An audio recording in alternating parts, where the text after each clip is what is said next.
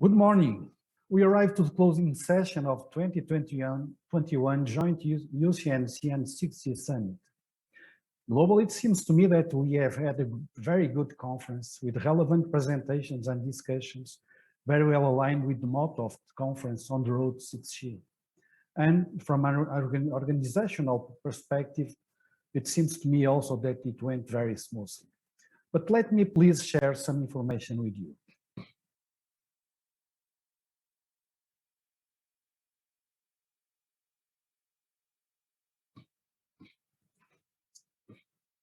We started with the opening session with the presentations from Pierce O'Donoghue, Mati, Miguel Almeida, and our Minister for Science and Technology. Then we had excellent keynotes, Michael Peters and Manuel Ramalhians, shared by Luis Correia, and followed by Robert Verdon and Peter Vetter, shared by Harry Potter.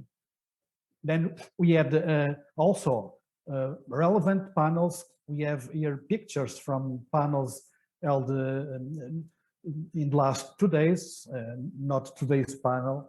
So the relevant panels discussing topics which are relevant for the next generation of mobile communications. And of course, a very important session, the 30th anniversary session of EuCNC, with the relevant presence of John da Silva, Werner Moore, Bernard Barani, and hosted by Luis Correia. Here you can see some pictures about our control center. Most of the conference has had 7 or 8 parallel sessions. So we had alternate between plenary sessions and these parallel sessions. From the numbers point of view, we had a very nice number of registration, 2,260 registration from people coming from 85 countries around the world. As you can see, we have painted the world map with the colors of EuCNC. Some other key figures. We had 22 virtual exhibitors, and these exhibitors, they received 2,110 visits. And also our website. Our website, since it has been set up from October 2020, it has received about 11,000 visitors. Some more numbers regarding the number of attendees. So overall, 2,330 attendees have been involved in plenary sessions, either presenting or attending it, and 3,235 attendees have been involved in parallel sessions. The virtual conference platform, you know that very well. We have been used that in the last days. The contents will be available during 1 month, so they will be available until the 11th of July, and we are going to make available the videos of the recording sessions as well. After this date, the contents, some of them will migrate to the EuCNC and 6G Summit web platform. We'd like to acknowledge our supporters, the European Commission, Portuguese Presidency of the European Council, IEEE, ComSoc, Eurocip, 6G Flagship Project, our patrons, NOS, Huawei, Nokia, Virginia Diodes, and Ericsson, our keynote speakers, the panel organizers and speakers, tutorial lectures, the organizers and speakers of the workshops and special sessions, and all presenters in regular and poster sessions, and of course, all of you for attending the conference. Thank you very much for your contribution to the success of the 2021 joint EuCNC and 6G Summit.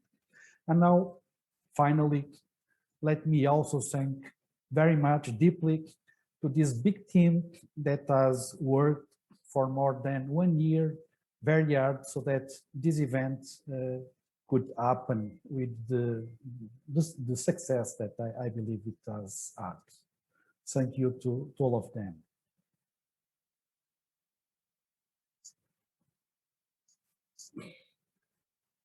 Okay, let me now stop sharing my screen. So now I'd like to introduce to you Peter Stuckman. Peter Stuckman is head of unit of future connectivity system from DG Connect European Commission. And Peter will show us how Europe is moving towards 6G. Peter, please, the floor is yours. Many thanks, Manuel. Dear colleagues, very nice to be with you for the closing session. This becomes a bit of a tradition since the last few years. Normally, the closing session when we're in physical mode is only for the real fans. People are a bit already on their way back to back home. So it's always good participation, but of course not the full set. Today, I'm not sure how many we still are. I think not more than 2,000, I guess now, but I think still very well attended, and I'm really happy to share with you some thoughts on this, on what we discussed the last few days. So let me try to share my slides. See how that works.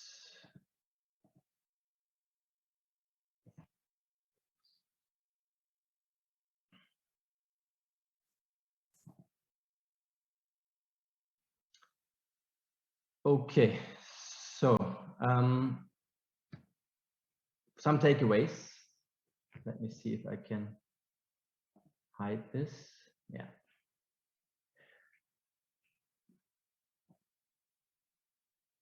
Some takeaways from the last few days.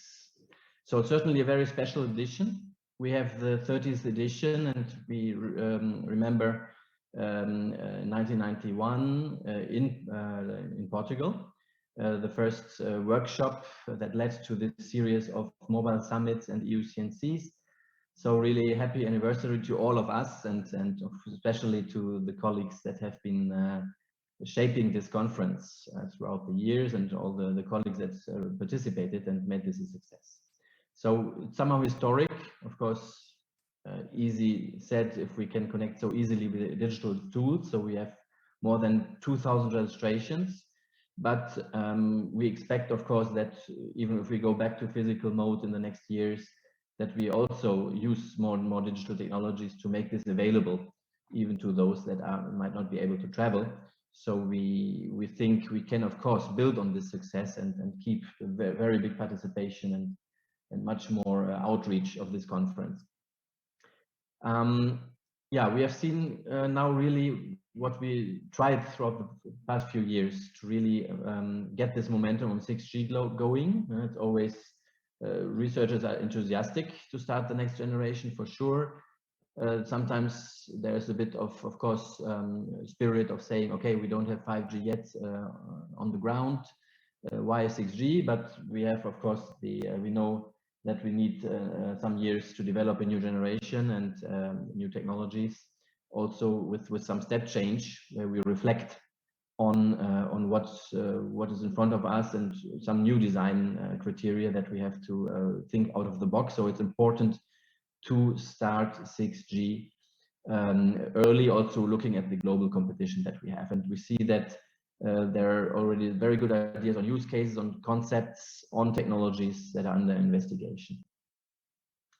The conference has also shown that we're able to evolve and take on board new topics. We have really to think out of the box also here in terms of scope and not being too much framed by what we're used to. We see tendencies and convergence with topics like cloud native networks, where cloud service provisioning is important. We see microelectronics, major opportunities, and this is of course a very strategic topic where we have to advance and see where are the opportunities in the future in this area. And we had very good panels and presentations, keynotes on this topic. We also see that SDGs, sustainability, sustainable development goals, are becoming an important design criterion and an important driver for 6G requirements, in addition to more technical things that we're used to. for the classical performance requirements. And we see, of course, also in terms of not only in scope of activities, but also for the stakeholders involved, for the researchers involved, the communities and constituencies, that we're enlarging here as well. So we have things like communication sensing integration, Internet of Things, disaggregation, cloud native networks, more move towards IT, the IT world, and things like non-terrestrial networks, space drones, and of course security, which is a very important enabler.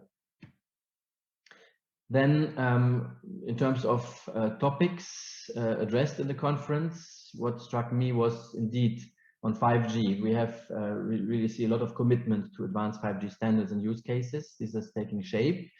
Now mainstream 5G standalone, we're moving towards cloud native and microservice solutions. We have very promising project on vertical use cases. This is becoming much more concrete in the area of mobility, in the area of manufacturing, public safety, media. And for that, of course, the standards that we're preparing and that we're working in parallel on, really 17, and then the support of these use cases also in the standards. Then, of course, this progress in 5G is, of course, very important also to be ready for 6G. So it's important that we're getting 5G right to be well positioned on the way to 6G. And on 6G, the main ideas indeed around AI everywhere, network management, orchestration, sensing and communication, and of course also in terms of transmission technology and architectures, ultra low energy, EMF aware networks, ultra high security. And then of course also what we are very much preoccupied with the colleagues from the industry is to advance, to set up the new partnership. We already started with the 6G project, as you know, but we need, of course, also now in the next financial cycle, the right setup to address these very strategic topics. And here we are on a good track, tackling technological, societal, and economical challenges in a new strategic partnership. And this we will present in the afternoon info session if you are available for that one. So just, I don't want to take too much time. We'll just jump a bit through some ideas on what is next in terms of project, of course, what is coming up and what has just been launched. And then a bit in terms of policy, what is really on our mind here, what is expected, and what is prepared also in the area of 6G strategy. So indeed, we have launched this last wave with focus on 5G for connected automated mobility, then the software and hardware innovation topics, and then the preparation for 6G, smart connectivity beyond 5G. So here we have around 30 projects with 190 million EU funding. Really the last step, and it's still considerable, because in these programs often you have the case that you still have quite some money for the last years left, and because you ramp up a bit slower in the beginning, and this we started in the last months. And then overall this makes the portfolio for phase 3 really very impressive. So we have really achieved to build this trial infrastructure with more than 30 nodes. We have 53 projects running now in the phase 3 with, you see here, 430 million EU funding. This is more than half of what we have for the overall 5G PPP, around 700 million. So really a lot of activities now ongoing and delivering. This translates to 570 beneficiaries, including 80% industry, and of that 40% SMEs. So I think here we're also very well on track. This is an important KPI of the PPP, and really we're very inclusive in terms of SMEs, and this is of course something that we want to even emphasize more in the future. Also in the context, of course, of the recovery now from the pandemic. Yeah, flagship applications. in this phase 3, clearly connected cars, so connected urban mobility, with preparing the 5G corridors, the technologies for that, the solutions for that, and then also moving into deployment now with the Connecting Europe facility that is coming up. This is really feeding into this program, then going to the commercial deployment. And then, of course, Industry 4.0, very important in many projects. We are working on that. And already in the 6G, we of course, advancing there as well. You can see this in this brochure that is available under this link, where these use cases are explained and the trials and pilots that are ongoing. Okay, quickly jumping into the policy, what is coming here next. So in terms of political targets, you might remember from the 5G action plan, we said, okay, we want to be ready 2020 to launch 5G in all member states, in all cities, major cities. And this was quite successful. I think we have now maybe missing 3 member states that are still, that has to advance on the spectrum especially, and then they still have to launch, but most member states it is launched. Then we have the challenge now for the next 5 years to make progress on the comprehensive rollout. So really the investment that has to happen now, significant investments. And then in the digital decade communication, we said, okay, especially in the context of the pandemic, it's not sufficient that we concentrate on cities and major roads. This has to be available everywhere and everywhere where it makes sense, where people are living, working, gathering. Traveling. So here we are moving towards full 5G by 2030. Action plan progress, mainly, let's start with the positive. So indeed the launch, this has to be modified here. Sorry, there's much more member states now than having launched it. And then of course the trial strategy also, thanks to our work here, is moving very well. And the standard roadmap as well. But where we still have homework is indeed the spectrum in Europe. We only have like less than 50% for sure for 5G pioneer bands, and the new cell deployment is also, compared to other regions, a bit modest in Europe. So here we have to advance. So here are the right figures. Sorry for the updates. We see here 24 countries with 5G commercial service. You see here they are 100%. The percentage figures show how many operators. So if we have 100%, means all operators have launched it in the member states. And then we see that which spectrum is used.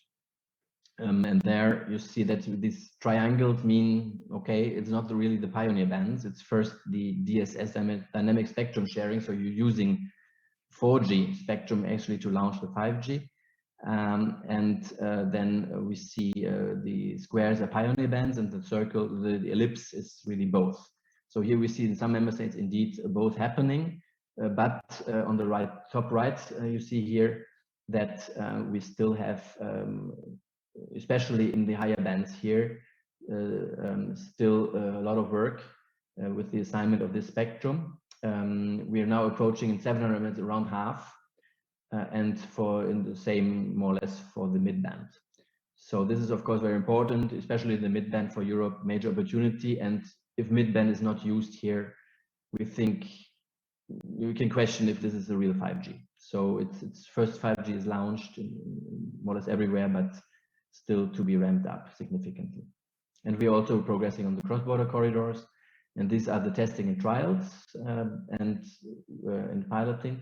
And this we are moving now to the full 10T deployment in the next few years using the CEF program. Okay, very quickly, what is now next in terms of policies? Of course, 5G for recovery. So we have to use the funding instrument best to really get to the green and digital recovery, basically.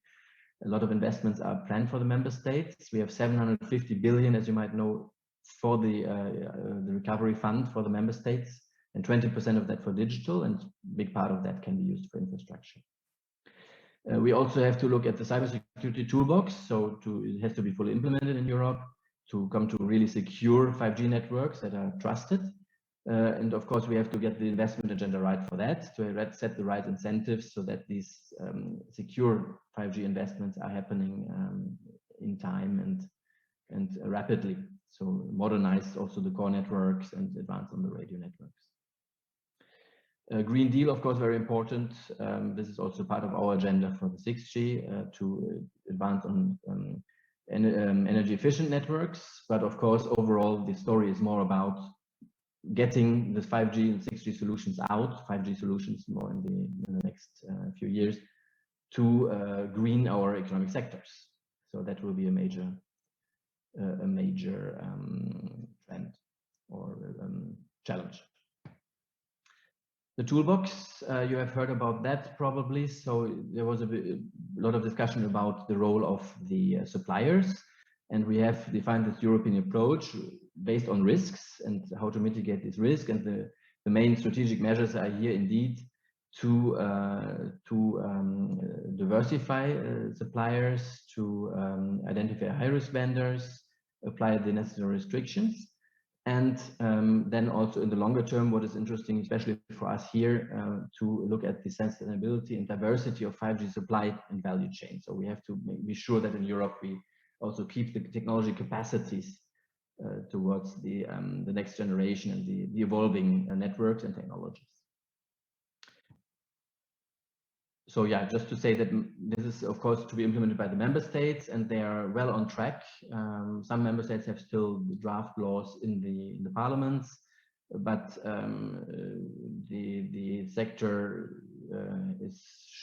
should be now sure in which direction this is going, and have also some certainty in investing and defining their vendor strategies.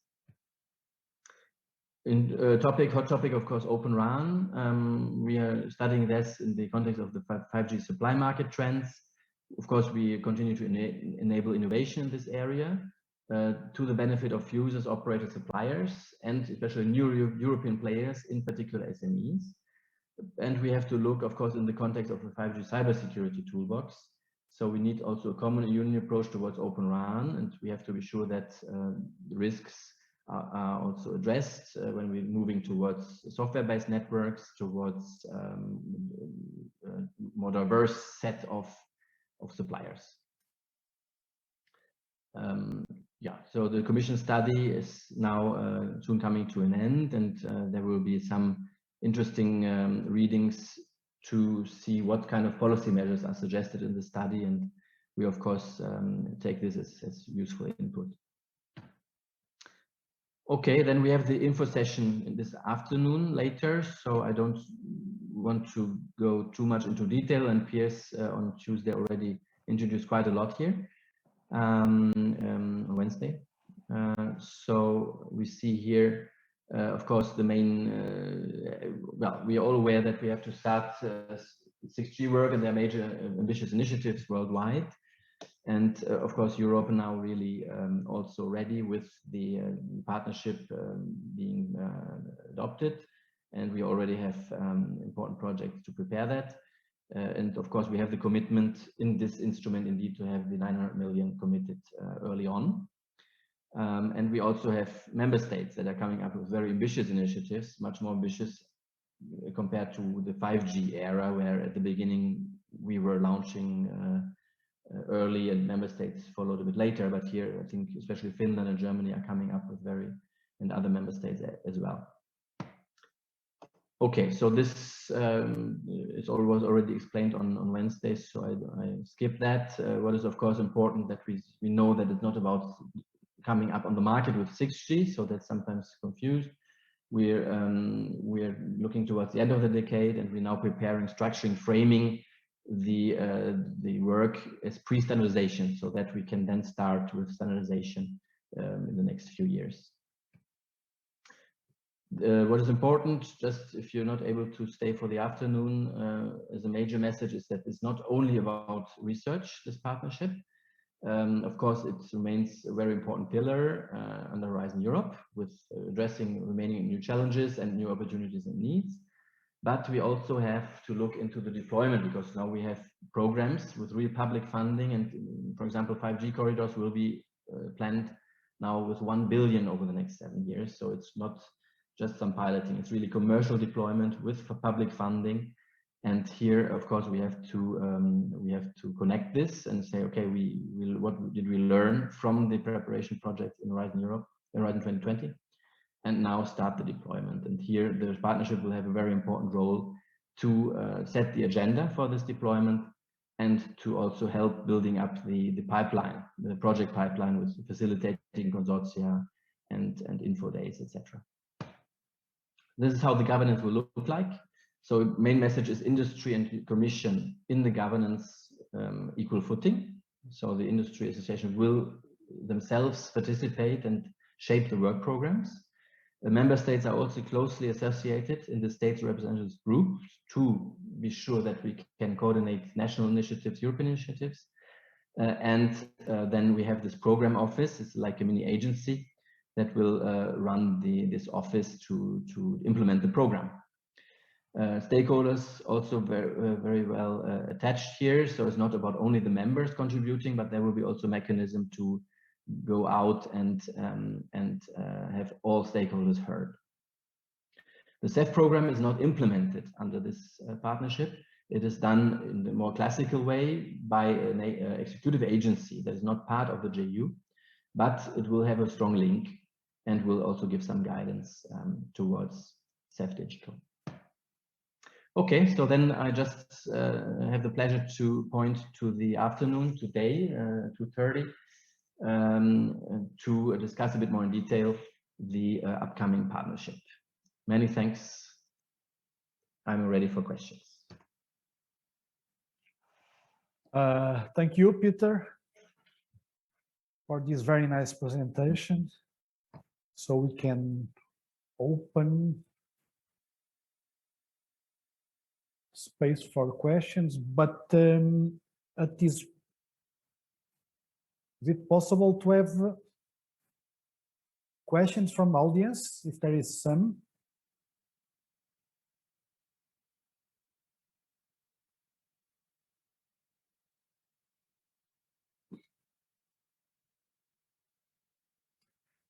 Okay, so let's proceed. Let me now introduce to you Luís Correia, which is the chair of the EuCNC and 6G Summit Awards Committee, and Luís will announce the conference awards. Please, Luís. Thank you, Manuel. So good morning, everyone, and it's a pleasure to be back to announce the awards from this conference. And I will show the screen now. So give me a minute. Hopefully technology will work completely.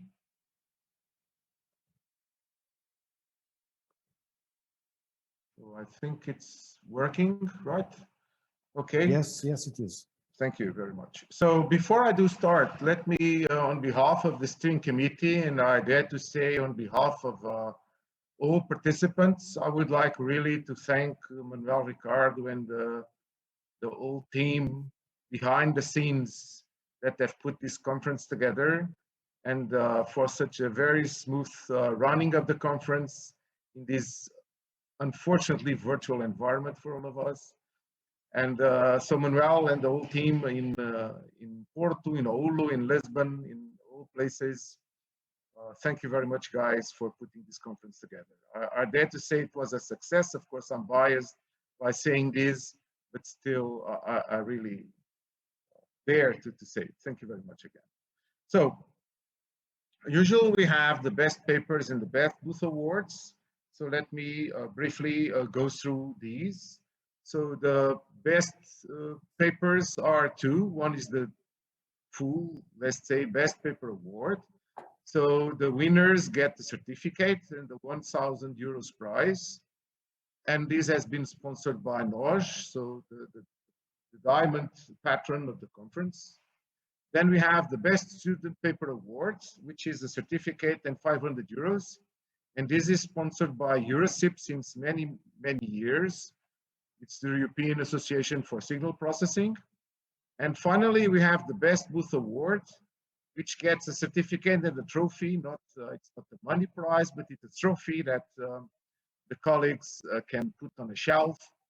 And And this year, this is sponsored by Huawei, which has been the platinum patron. So the process, just a brief reminder how this works. So the selection process is different from the awards for the best papers and for the booth. So for the best papers, there is an awards committee, which is chaired by myself. And this is composed of the TPC chairs from the last editions of the series.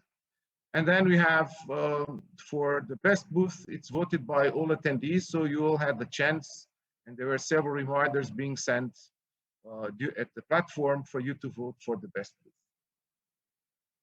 Unfortunately, not many people has voted for the best booth. I got the information that only 74 out of the more than 2,000 people that have registered have voted, but okay, that's life. And the best booth goes to the demonstrating 5G in vertical industries from 5 Growth by the 5 Growth Project Consortium. So guys, congratulations. You can see the certificate being shown to you now. We will take care of the logistics afterwards. I understand that despite of the effort to contact the colleagues from the 5 Growth Project, no one has replied. So unfortunately, we don't have anyone here to physically or virtually, whatever, accept the award. But anyway, this information will be posted on the website as well. Then for the awards committee, this is the composition of the awards committee. You can notice here a few colors with a few names, and I will explain you why. So basically what happens is that, and let me go to the next page, we deal with the rules of conflict of interest in this way. So myself as being the chair, no papers authored or coordinated by myself are eligible to avoid the obvious conflict of interests. And for all the other members of the committee, if in a given year they have papers that are nominated by the track chairs, and the papers are nominated by the track chairs, so the track chairs of each track are in charge of these nominations, then these members do not, although they are part of the awards committee, they don't take part in the process. So that's why you see here Matilat Lahau and Ariputu in red. This means this year they have not taken part of the process at all, not for the best paper award, nor for the best paper student paper award. In the case of Rui Campos and Manuel Ricardo from Porto, they have not taken part in one of the votings because in one of these votings they had a paper nominated. It's by them or colleagues of them. It's enough that there's already a conflict of interest if there are people from the same university. Okay, so as I was saying, so the process is that the track chairs propose 1 or 2 papers, and then each member of the committee ranks his or her 4 best papers. This is the process. That's what they've been doing in the last years, always basically, and it has been working properly, I would say. So the best student paper award, which again is sponsored by EuCNC, so goes to Javier Flores Cabezas, the student, and then is co-authored also by Diana Moya Osorio and Matilat Lahau from the University of Oulu in Finland. And it's entitled Weighted Secrecy Coverage Analysis and the Impact of Friendly Jamming over UAV-enabled networks. And I know that Javier Alejandro is here with us, so maybe, oh, okay, you are already on the screen. So Alejandro, congratulations for your award. Thank you very much. It's a pleasure to, I can imagine, so you are still doing the PhD in Oulu University, I think, right? I am actually doing my master's in your the university. master's. Yeah. Oh, then it's a double congratulations, because it's not usual that someone doing a master's and submitting a paper wins the best student paper award. So Alejandro, congratulations again, or double congratulations then for your best student paper award. And obviously we'll take care of the logistics then after this. Thank you. Thank you very much. Thank you. Then we go to the best paper awards. And the best award, as I said, is sponsored by NOJ, and it goes to Fabien Elliot and Tim Brown from the University of Surrey in the UK. And it's entitled Minimizing the Exposure Dose of Multi-Antenna Multi-Carrier System Users. So Fabien is also with us. So Fabien, congratulations for the Best Paper Award of the joint 2021 EuCN60 Summit. Thank you very much, Professor Correa, and thank you very much, award committee. I'm really honored to receive this award. So again, we will take care of the logistics. Go ahead, please. No, yeah, I also want to thank the organizing committee of the conference and also to thank my co-author, because it's really a truly joint work between the two of them, the two of us. Sorry. Okay, thank you, Fabien. So again, we'll take care of the logistic afterwards. Next year, we'll go back to shaking hands and delivering actually stuff in physical terms. This year, we are just seeing things on screen, but that's life. Okay, Fabien, so again, congratulations once again. Thank you. Thank you. And I finished basically. So only can I say is that I hope to see you all next year for the joint EuCNC and 6 Summit 2022 that will take place in Grenoble, France in June. But after me, there will be Emilio giving more details of these. So thank you very much and congratulations to Manuel Ricard and the whole team for an excellent, outstanding event job done. Thank you. Thank you. Bye-bye. See you next year. Thank you very much, Luis. And congratulations to the authors for their excellent papers and to the Graus project for the quality of its booth as well. Now let's move and let me introduce Emilio Calvane Strinati, I'm sorry, from CEA Leti France. Emilio, please let us know about the next year edition. So I have the honor to be one of the technical program co-chairs for the edition of 2022, the EuCNC and CG Summit Conference. It will be held, as I said before, in Grenoble, which is in the middle of the French Alps. It will be between the 7th and the 10th of June, 2022. And we are working already very hard to prepare for you the best experience. And we are confident that either if the conference will be held in person, we'll also be able to offer you some virtual platforms so that if you prefer not to travel or if you're not able to do, you will be able to interact online with the conference. As you know, the EuCNC and CG Summit Conference has been globally attracting in the last few years many people. We have on the order of 1,300 delegates from more than 40 countries around the world. We're actually it's a contest where we present, discuss the related results, and also we offer exhibition of different kind of technology, showcasing also and demonstrating different new prototypes in the context of beyond 5G and 6G networks.